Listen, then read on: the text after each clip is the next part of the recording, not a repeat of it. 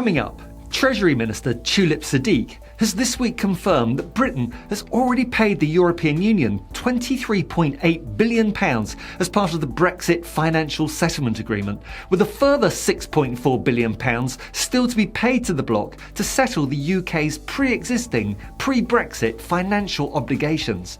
That's a total direct, measurable and indisputable cost of Brexit to the British taxpayer exceeding £30 billion. So just this one direct cost of Brexit is in the same ballpark as Rachel Reeve's entire fiscal black hole. In other words, there would be no black hole if there had been no Brexit. And that comes nowhere near revealing the true wider costs of Brexit, which include the billions of pounds lost to the British economy through Brexit's impact on trade and the free movement of people. So, is Kier Starmer's strategy of Make Brexit Work through closer relations with the European Union likely to improve matters? Stay tuned.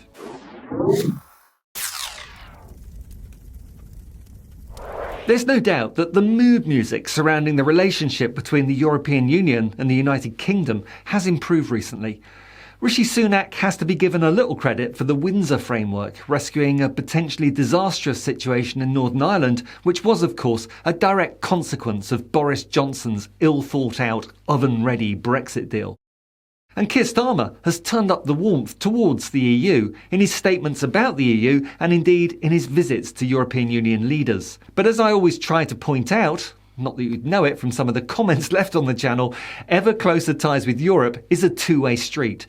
And although the European Commission has made it clear that they welcome Starmer's more positive approach, they have now also issued a list of tests through which, they say, the UK can demonstrate real government commitment to its withdrawal agreement with the EU and allow a genuine reset in relations between the United Kingdom and the bloc.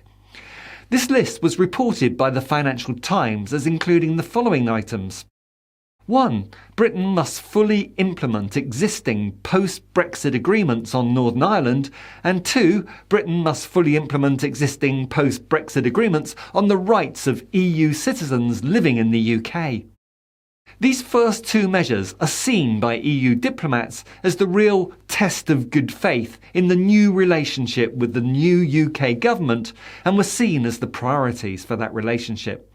But there were also other demands, like a High Court ruling that EU citizens in Britain should not have to make separate applications for settled status after living in the UK for 5 years. Also, that the UK must address concerns about animal and plant products and pets crossing the border, as well as a system to record the contents of parcels. One European Union diplomat made clear to the Financial Times that this list needs to be fixed before we talk about cooperation in new areas. The direct costs of the Brexit settlement provided by Minister Tulip Siddiq were in response to a written question from SNP MP Stephen Gethins, who responded to the figures by saying that Brexit has been disastrous for the UK economy and broader society. It takes away rights and opportunities that my generation took for granted, makes it more difficult for businesses, and we are paying heavily for the privilege of being outside the world's largest single market. There is no path to growth or economic success outside the EU, and as these figures show, we are still paying for the mistakes of a hard Tory Brexit nobody voted for. I couldn't have put it better myself.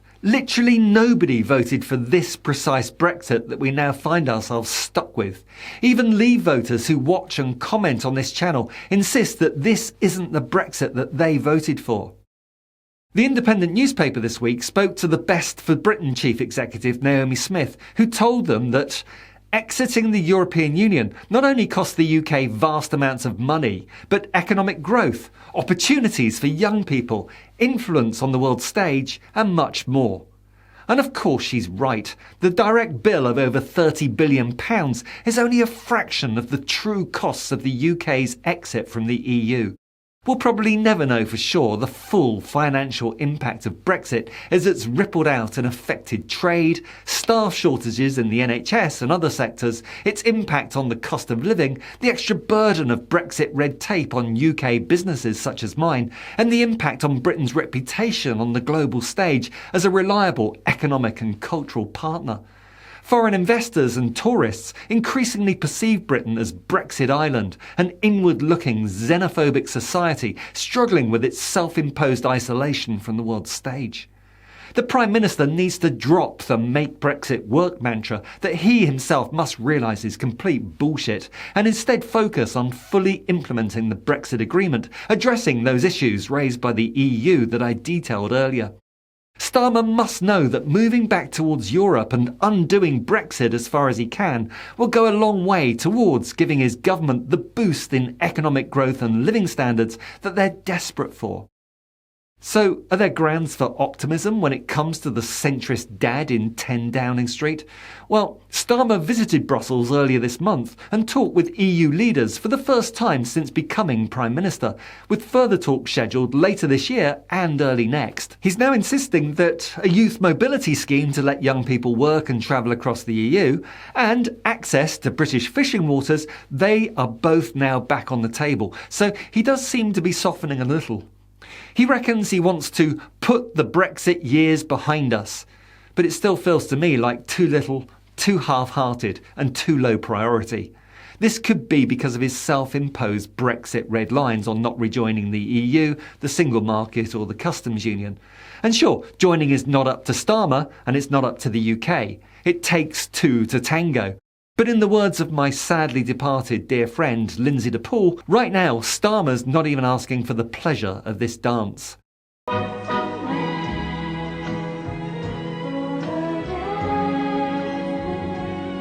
I have the pleasure of this dance? The Resolution Foundation is an independent think tank focused on improving living standards for those in the UK on low to middle incomes. In a report published this month, it pointed out that with his Brexit red lines, Starmer has already ruled out the biggest potential boosts to the UK economy, contradicting his promise to put growth as the government's number one priority. With his Brexit red lines, that is clearly not the case. And just to round off this quick journey through the latest Brexit news, let's finish with a look at Kemi Badenoch, quite possibly the next bonkers choice as leader of the Conservative Party, who had this to say on GB News last week. Has Brexit been a success? Some of it has been a success, but a lot of it has not, because we are still too scared to take advantage of the opportunities. So let's just do a very quick fact check.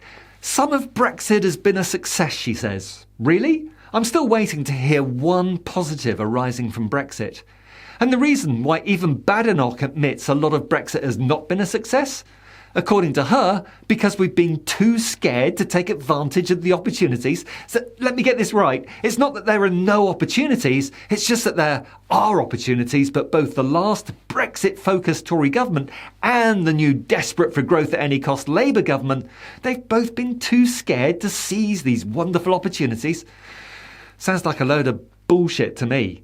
So these undefined Brexit opportunities can join those undefined Brexit benefits in the xenophobic delusional fantasy that Brexit could have been great if only it had been implemented properly.